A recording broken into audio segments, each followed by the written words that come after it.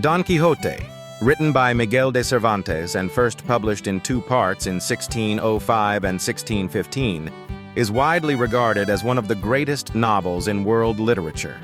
Often considered the first modern novel, it is a rich blend of comedy, tragedy, satire, and philosophical reflection. At its core, Don Quixote explores the tension between illusion and reality, the power of imagination, and the enduring human desire for meaning, honor, and heroism in an imperfect world. The story begins in a small village in La Mancha, Spain, where lives a middle-aged gentleman named Alonso Quixano. He is a minor nobleman who spends most of his time reading books of chivalry, tales filled with brave knights, noble quests, damsels in distress, and glorious battles.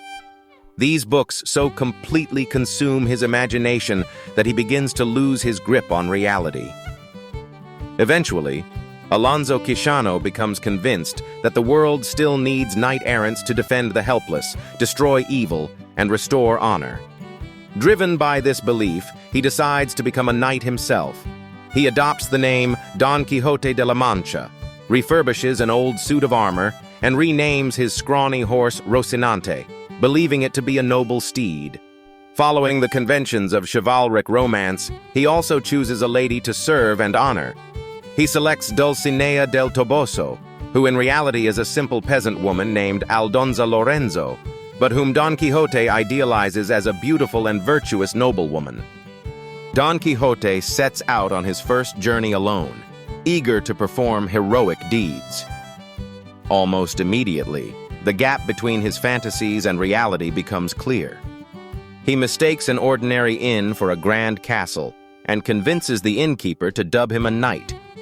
The innkeeper, amused and hoping to get rid of him, goes along with the ceremony. Throughout his travels, Don Quixote repeatedly misinterprets ordinary situations as dramatic adventures.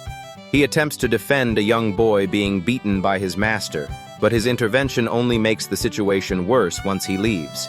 He also attacks a group of merchants, demanding they acknowledge Dulcinea as the most beautiful woman in the world. He is badly beaten and eventually returned home by a neighbor. Concerned for his mental health, Don Quixote's friends, especially the village priest and barber, decide that his madness is caused by his books of chivalry. They burn most of his library, hoping to cure him of his delusions. However, Don Quixote believes that an evil enchanter has stolen his books, reinforcing rather than correcting his fantasies.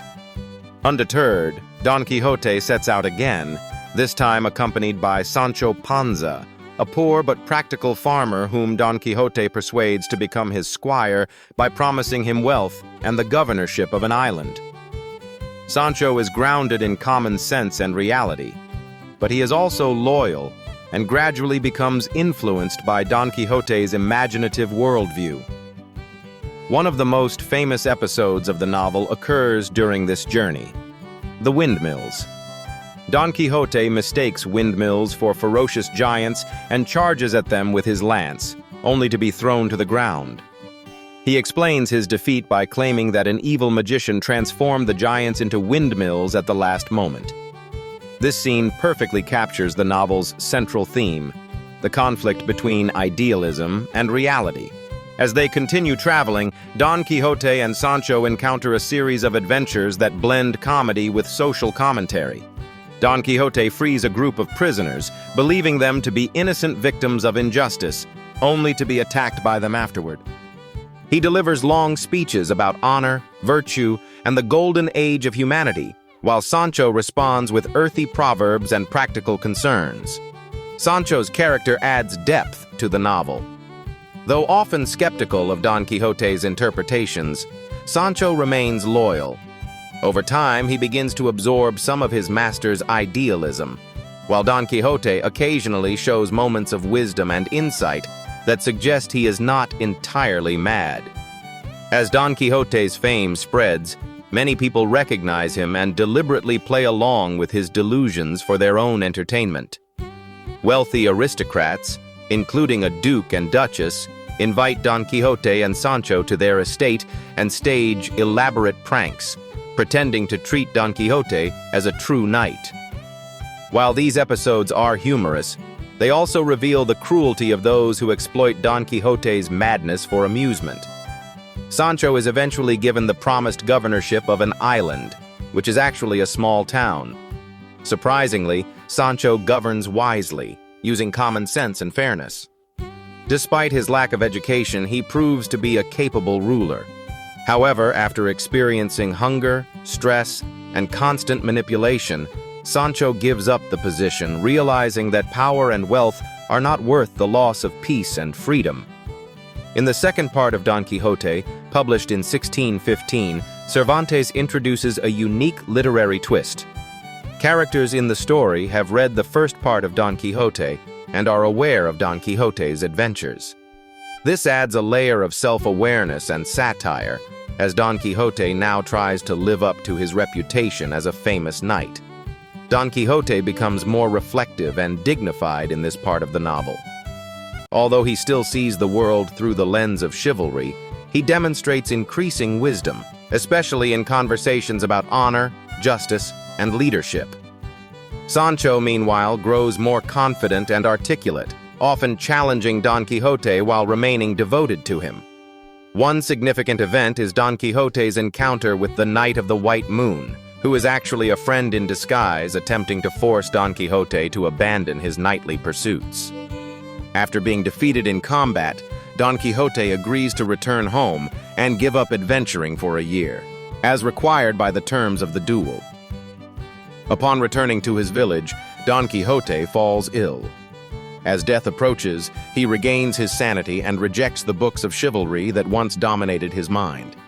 He renounces the identity of Don Quixote and reclaims his original name, Alonso Quixano. In a poignant and tragic moment, he acknowledges the foolishness of his former beliefs and expresses regret for his actions. Sancho, heartbroken, urges him to return to their adventures and continue dreaming, but Don Quixote refuses. He dies peacefully, surrounded by friends, having finally reconciled fantasy and reality. Don Quixote is far more than a simple comedy. It is a profound exploration of human nature, questioning whether it is better to live guided by idealism or grounded in reality.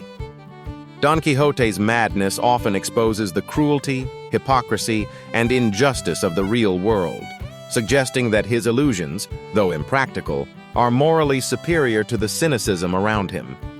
The novel also examines friendship, loyalty, and the transformative power of storytelling. Sancho Panza and Don Quixote influence each other deeply, embodying the balance between imagination and common sense. Cervantes ultimately suggests that while dreams can mislead, they also give life meaning and dignity. Don Quixote remains a timeless masterpiece because it speaks to universal human experiences, the longing for purpose, the struggle between dreams and reality, and the search for identity. Through humor, tragedy, and satire, Cervantes creates a story that is both entertaining and deeply philosophical. Don Quixote's journey may end in defeat, but his unwavering commitment to ideals leaves a lasting impression, reminding readers that even in failure, the pursuit of noble dreams can define a life.